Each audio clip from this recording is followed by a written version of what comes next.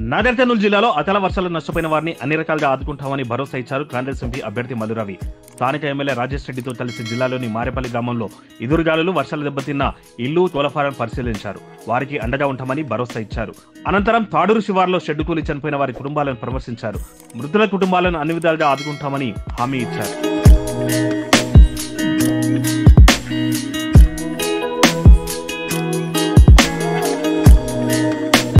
నిన్న నాగర్ కర్నూలు అసెంబ్లీలో జరిగినటువంటి ప్రకృతి బీభత్సం, వర్షం, గాలి, ఈ రెండింటి వల్ల పిడుగుపాటు వల్ల 2 చనిపోయారు.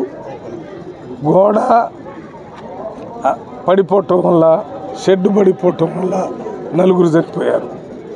ఈ చనిపోయినటువంటి కుటుంబాలు సామాన్య కుటుంబాలు. ఈ కుటుంబాల్లో చనిపోయిన వాళ్ళని ఎక్కడెక్కడ చనిపోయారో అక్కడికి నేను, మన స్థానిక ఎమ్మెల్యే రాజేష్ రెడ్డి గారు ఇద్దరం వెళ్ళి కలిసి మాట్లాడి అక్కడి నుంచే కలెక్టర్ గారితో, అక్కడి నుంచే ముఖ్యమంత్రి ఆఫీస్కి మాట్లాడటం జరిగింది.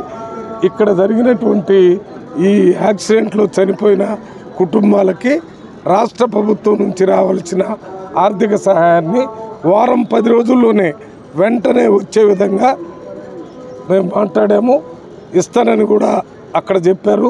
అది చేయటమే కాకుండా ఈ కుటుంబాలకు సంబంధించి ఇండ్లు కానీ ఇతర ఏ రకమైన సహాయం ఉన్నా ఎమ్మెల్యే గారు వారందరినీ మళ్ళీ పరామర్శించి వాటిని కూడా ఇవ్వటానికి ప్రయత్నం చేస్తారు.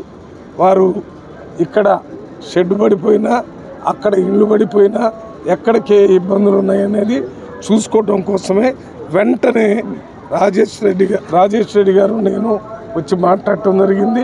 మరి ప్రకృతి జరిగినటువంటి ఈ బీభత్సానికి మన చేతిలో ఊరికే ప్రభుత్వం నుంచి సహాయం చేయటమే ఉంటుంది తప్ప దాన్ని ఆపగలిగే శక్తి లేదు. అందువల్ల ఈ కార్యక్రమాన్ని చేయడానికి మా వంతు కృషి చేస్తున్నాం. రేవంత్ రెడ్డి గారు ప్రత్యేకంగా పొద్దున్నే మన ఎమ్మెల్యే గారికి నాకు చెప్పి అక్కడ ప్రత్యేకంగా వెళ్ళి కలిసి కలెక్టర్తో మీటింగ్ పెట్టి రిపోర్టు హైదరాబాద్కు తీసుకుని వస్తే వెంటనే ఆర్థిక సహాయం చేస్తానని చెప్పారు.